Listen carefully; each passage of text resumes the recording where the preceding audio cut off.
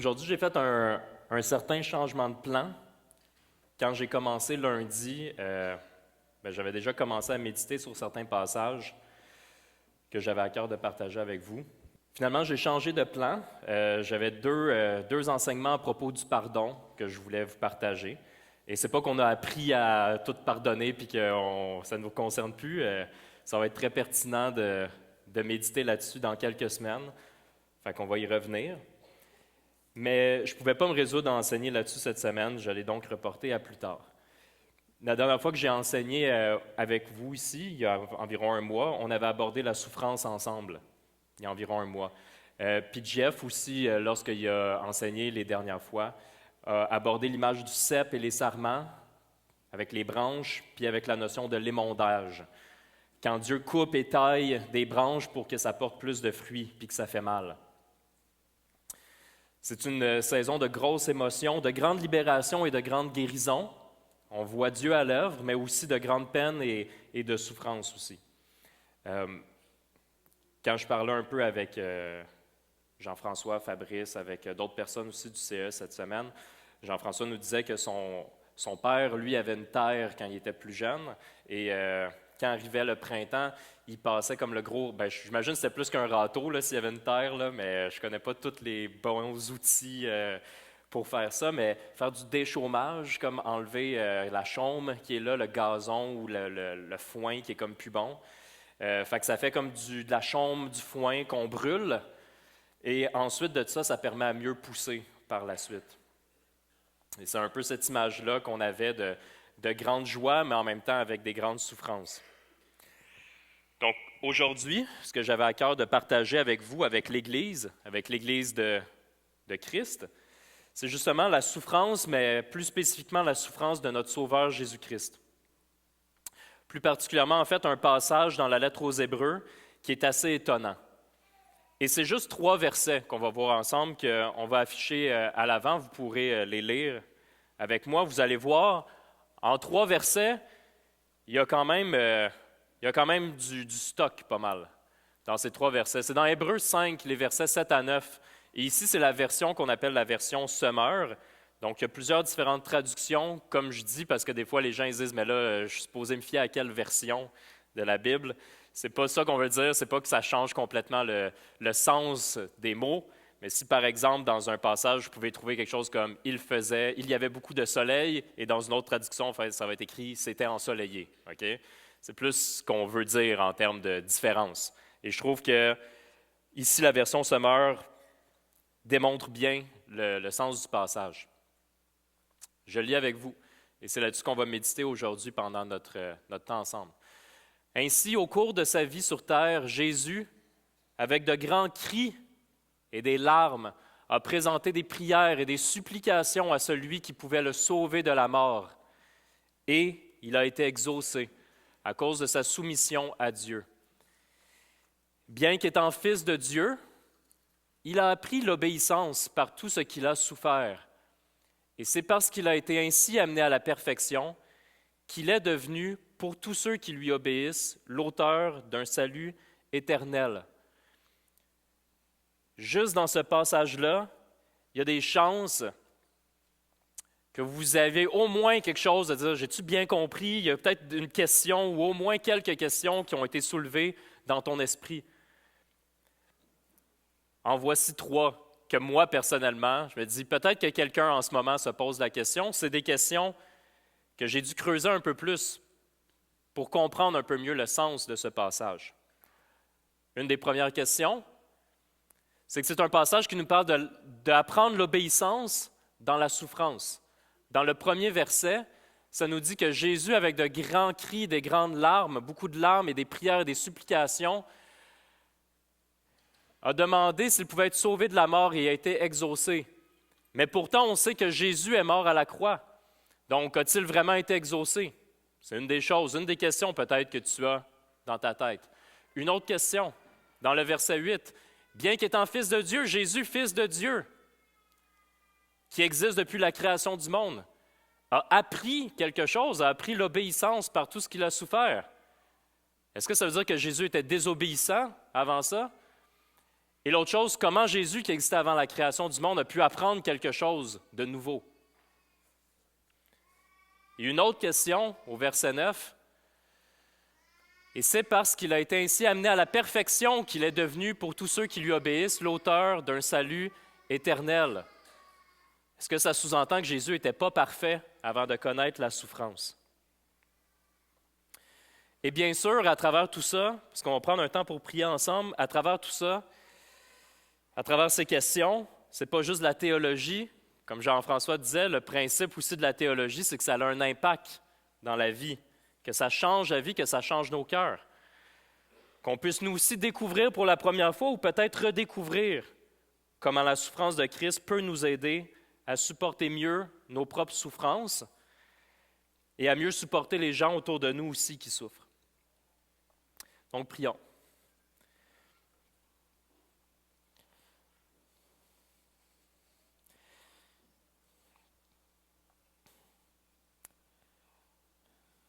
Oui, Seigneur, merci pour ton Église rassemblée ce matin.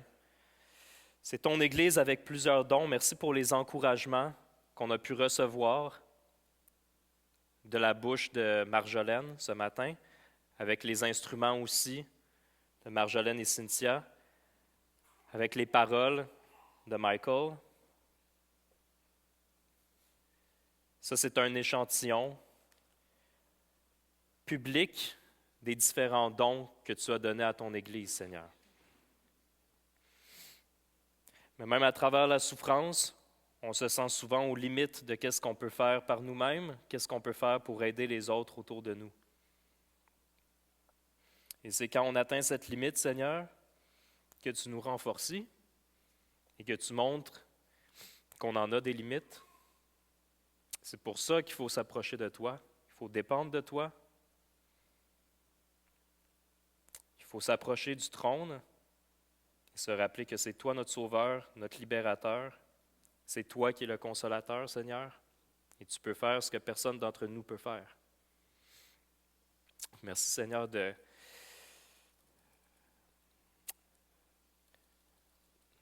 un réconfort dans le cœur des personnes qui sont ici présentes ce matin.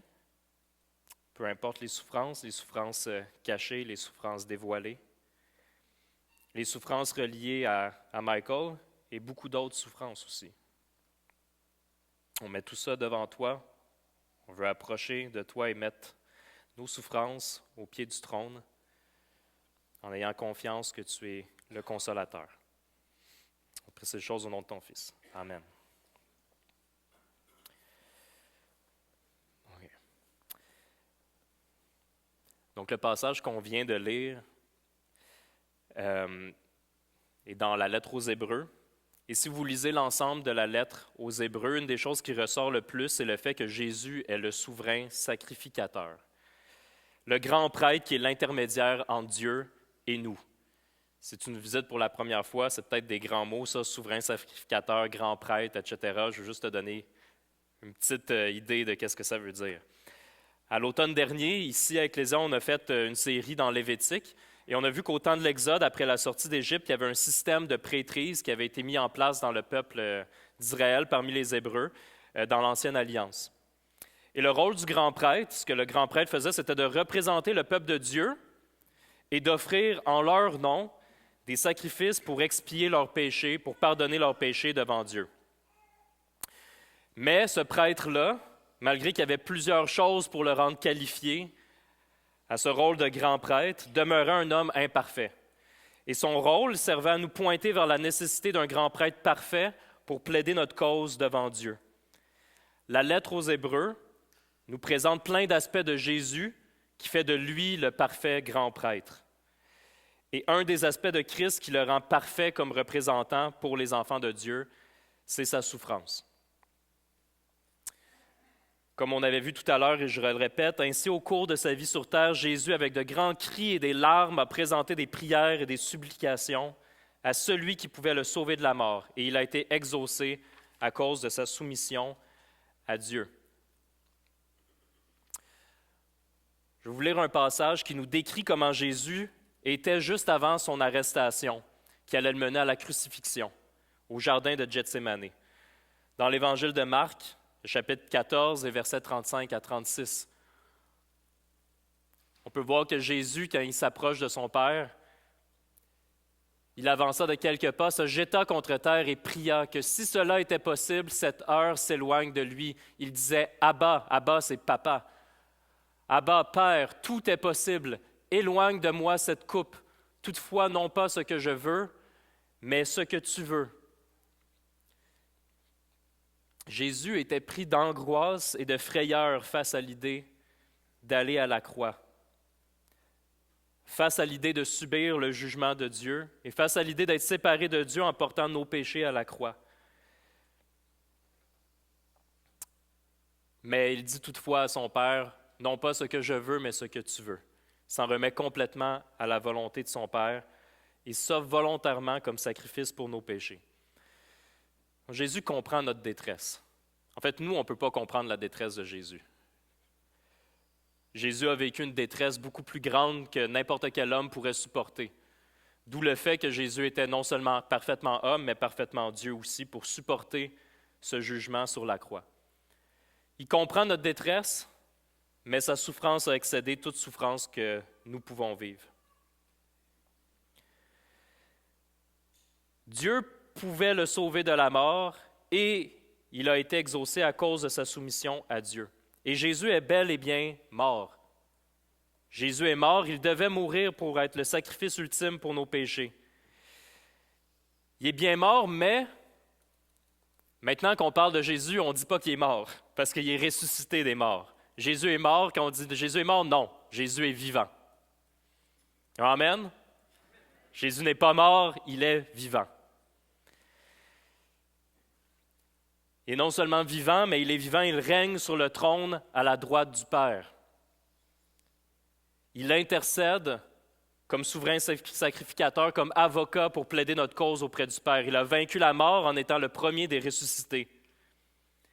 À cause de ça, le fait qu'il soit le premier des ressuscités, il nous donne l'assurance que nous serons aussi ressuscités en lui.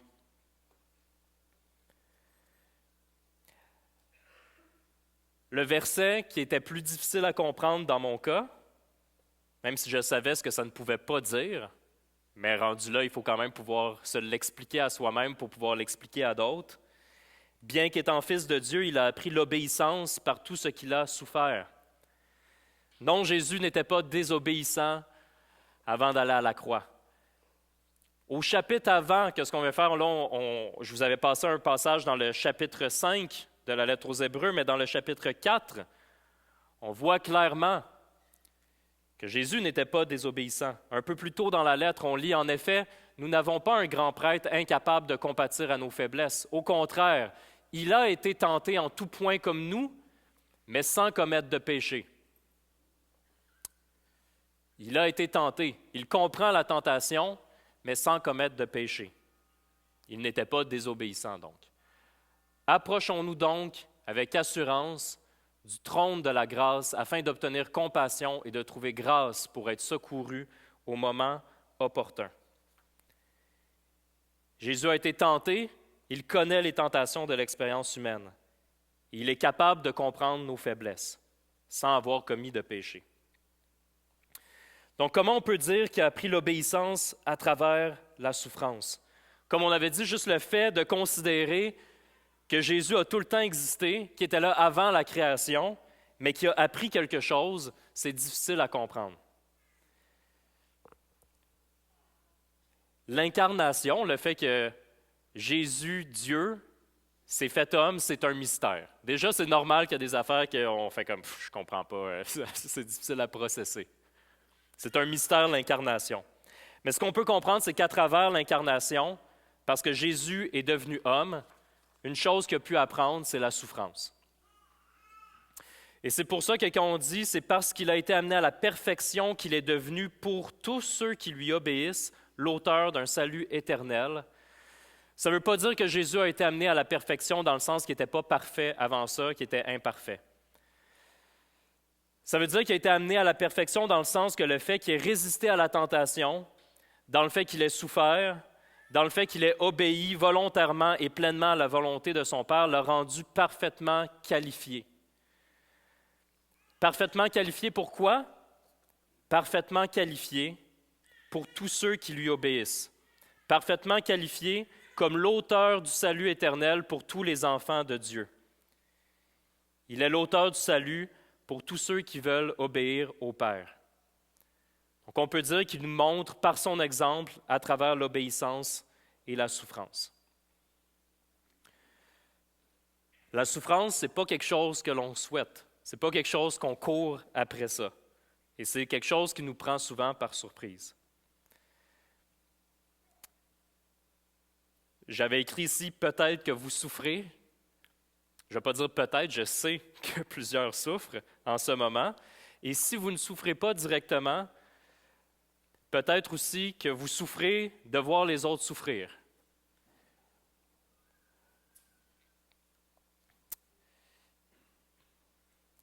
Il y a 3 semaines, quand j'enseignais dans Romains 5, on avait vu que la souffrance produisait la persévérance et que la persévérance produisait la victoire dans l'épreuve et que la victoire dans l'épreuve produisait l'espérance. C'est des promesses à laquelle on peut tenir, mais c'est vrai que quand on les vit ou quand les gens autour de nous les vivent, c'est difficile de les ressentir. C'est pour ça qu'il faut s'accrocher aux promesses de Dieu. Et de mon côté, parce qu'on a parlé que Jésus était parfaitement qualifié pour nous comprendre, je ne suis pas parfaitement qualifié pour comprendre toutes vos souffrances. En fait, personne ne peut être parfaitement qualifié pour comprendre chacune des souffrances des personnes qui sont dans la salle présentement. Je vais probablement apprendre beaucoup aussi de la souffrance dans ma vie, mais plusieurs parmi vous sont mieux placés que moi pour en témoigner. Par contre, une chose que je sais, c'est que je suis capable d'observer. On est capable d'observer et de déduire des choses. Je suis capable d'observer que j'ai vu des gens renier Dieu à cause de leur souffrance, depuis que j'ai donné ma vie au Seigneur. Puis à l'inverse, je suis capable d'observer que j'ai vu des gens qui ont pris leur souffrance et qu'ils ont offert à Dieu, se sont remis entièrement à lui à travers la souffrance. J'ai vu de mes yeux, comme plusieurs d'entre vous aussi ont vu de vos yeux, la foi de gens proches de vous et de moi qui a été renforcée radicalement par des épreuves très, très souffrantes. L'apôtre Paul n'était pas étranger à la souffrance. Paul a été persécuté, s'est fait lancer des roches parce qu'il proclamait le nom de Jésus, a terminé sa vie en prison et a été tué. Paul savait ce qu'était la souffrance. Christ savait beaucoup mieux que nous ce qu'était la souffrance. Et lorsque Paul écrit dans la lettre aux Romains, qu'on va voir ici, Paul nous dit que nous sommes co-héritiers des souffrances de Christ.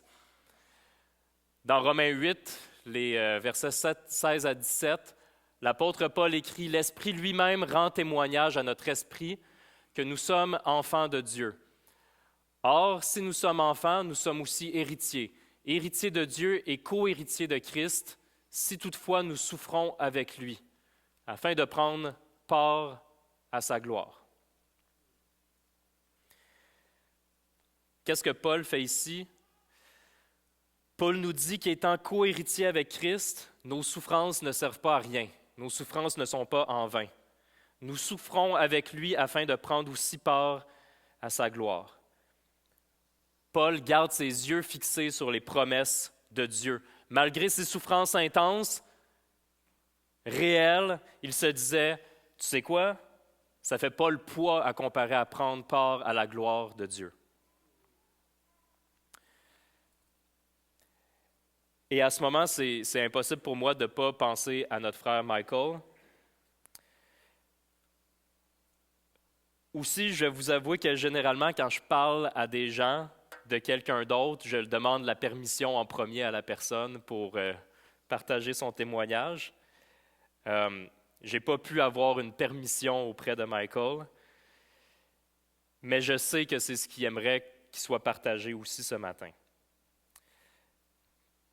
Entre autres parce que la dernière fois que j'ai eu une conversation avec lui à l'hôpital, il nous parlait exactement de ça.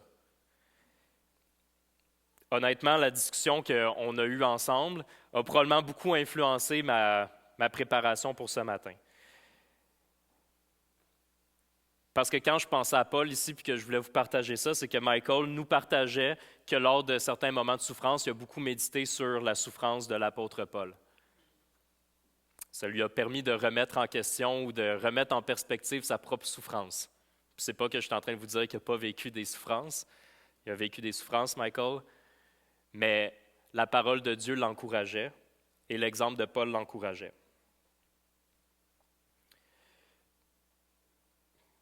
Donc, Michael avait beaucoup pensé aux souffrances de Paul et aux souffrances de notre Sauveur. Puis si je vous le partage, cette conversation, c'est parce que c'est évident que pour Michael, son souhait le plus grand, c'était toujours que sa vie puisse être un témoignage de Jésus. Et pas juste ça, je ne veux pas juste réduire dans sa souffrance que ce soit un témoignage de Jésus. Si vous côtoyez Michael dans les dernières années, vous savez que dans tous les aspects de sa vie, toutes les libérations qu'il a pu avoir, dans tous les dons qu'il pouvait avoir dans sa vie, c'était très, très important pour lui que les gens puissent voir le 180 degrés, que sa vie puisse être un témoignage de Jésus. Et si je vous le dis aussi, c'est que je sais que dimanche dernier, l'Église a pris un temps pour prier pour lui. Donc, je comprends que des fois, la souffrance ou quand on prie tout le monde pour quelqu'un, on s'attend à avoir des nouvelles, on se pose des questions et on s'inquiète. C'est difficile de savoir où en sont les nouvelles et tout ça, et je ne vais pas rentrer dans les détails de toutes les nouvelles, mais au moins juste pour vous dire, si vous visitez pour la première fois ou que vous ne savez pas trop, vous n'avez pas eu de nouvelles depuis la semaine dernière, c'est que depuis environ une semaine, Michael a été placé dans un coma et a été branché sur un respirateur artificiel. Comme vous savez, Michael avait comme une pneumonie, puis avec sa fibrose kystique, il y avait une limite à laquelle il ne pouvait plus vraiment lutter par lui-même avec son propre corps, d'où le fait qu'avec la famille, ils ont pris la décision d'en arriver là. Donc maintenant, c'est les médecins qui travaillent pour trouver différents traitements pour les guérir, et on a des updates réguliers de notre frère Danny qui est en contact avec la famille. Donc en ce moment, c'est les médecins qui sont là. Et on ne sait pas, ça pourrait être des semaines, ça pourrait être des mois, ça pourrait être rapide, on ne le sait pas rendu à ce stade-là. Mais ce que je voulais surtout vous partager, c'est comment Michael a réagi face à la souffrance et face à la lutte qui a opéré dans les 2 dernières semaines. Donc, ceux qui ont prié avec lui, puis je sais qu'il y a des personnes qui ont pu prier avec Michael aussi, il y a des gens qui ont pu le voir aussi à l'hôpital. Je peux vous partager le sens des prières de Michael et comment Dieu a répondu à ses prières. Michael priait tout le temps pour que Dieu lui donne une paix dans l'épreuve. Michael demandait aussi à Dieu qu'il puisse diminuer ses douleurs à certains moments. Il priait pour avoir du repos parce que ce n'était pas facile de dormir des fois. Puis il priait pour que Dieu lui donne la paix, lui permette de persévérer puis de s'accrocher à lui. Et du témoignage de Michael, et ça c'est important, c'est le témoignage de Michael. Michael voyait tout le temps la fidélité de Dieu dans chaque fois qu'il s'approchait à lui et qu'il lui demandait ces choses-là. Quelques exemples, c'est que des fois Michael il avait vraiment besoin de sommeil, puis là, il priait pour avoir du repos, puis il s'endormait paisiblement, puis tous ses signes vitaux étaient comme un peu comme s'il était guéri, ce qui faisait les médecins ne comprenaient pas trop.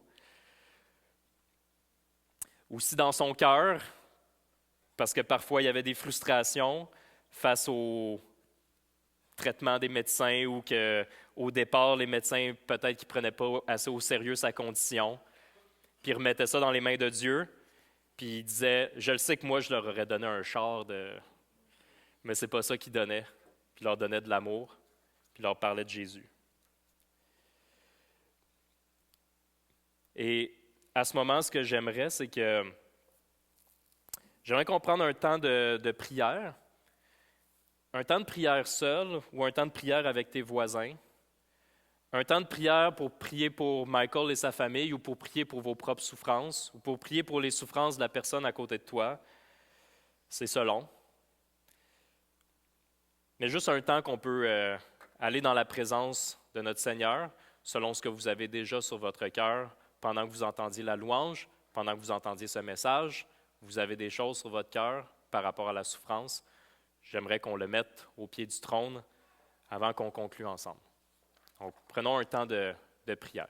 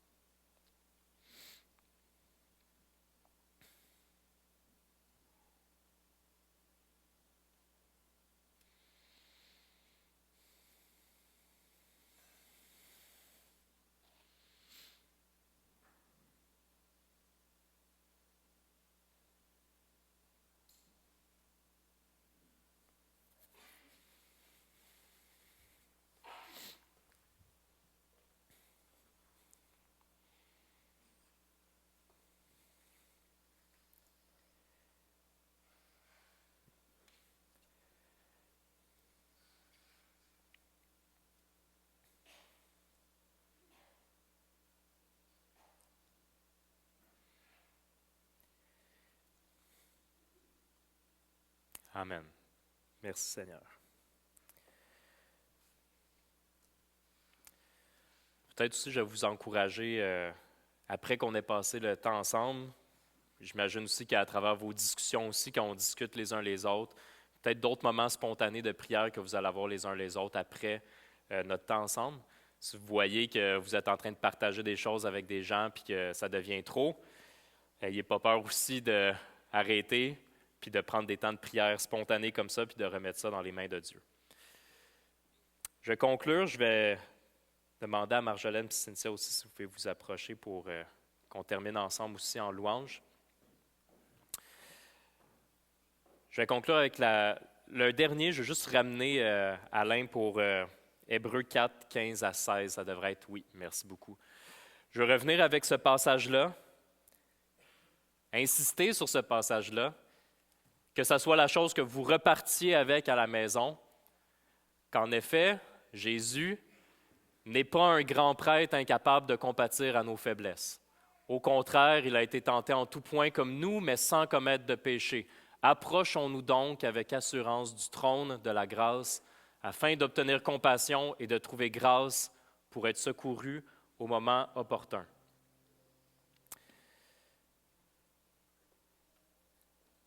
Ces temps-ci, il m'arrive à certains moments, dans la semaine, dans le dernier mois, de me sentir dépassé par la souffrance des gens de notre Église.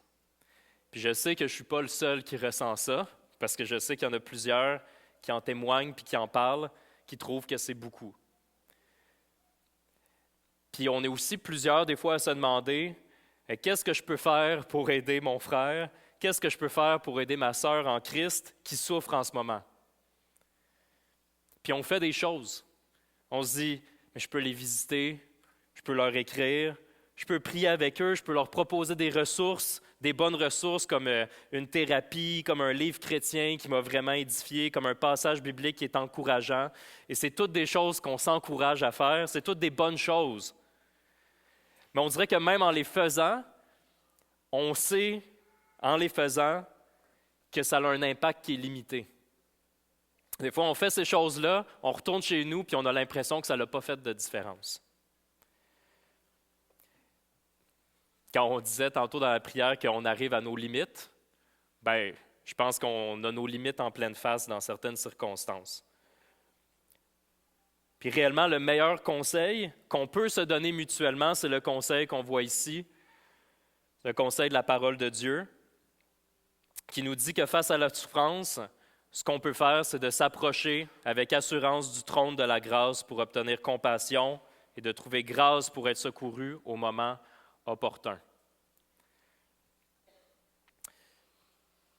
On ne peut pas se donner entre nous la force de passer à travers les temps difficiles. On peut s'entraider, certainement.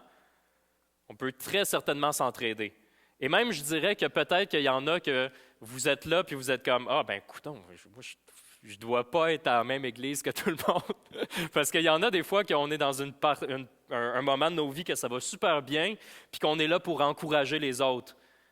Ben amen et gloire à Dieu pour ça. Ça veut donc dire que si tu dis, ben moi, il me semble que ça va bien, regarde autour de toi, parce que peut-être que tu peux aider les autres aussi autour de toi à travers ça. Mais il faut se rappeler que ce n'est pas entre nous qu'on se donne la force, c'est Dieu qui nous donne la force. Dieu comme un bon Père bienveillant qui nous donne exactement ce qu'on a besoin au moment opportun, quand on en a besoin. Et c'est ça, personnellement, qui m'a le plus édifié dans les quelques conversations que j'ai eues avec Michael. C'est l'action de Dieu au moment opportun pour exactement ce que Michael avait besoin, au moment opportun. Et c'est comme ça pour chacun des enfants de Dieu qui va au trône et qui s'en remet à lui. Donc, si tu souffres, si vous souffrez, trouvons notre aide en s'approchant au trône de Dieu. Allons vers Dieu, suivons le chemin qui est montré par le grand prêtre, par le souverain sacrificateur, notre Sauveur Jésus. Et rappelons-nous que dans l'épreuve, Dieu est le seul refuge, que Dieu est le seul et le vrai consolateur.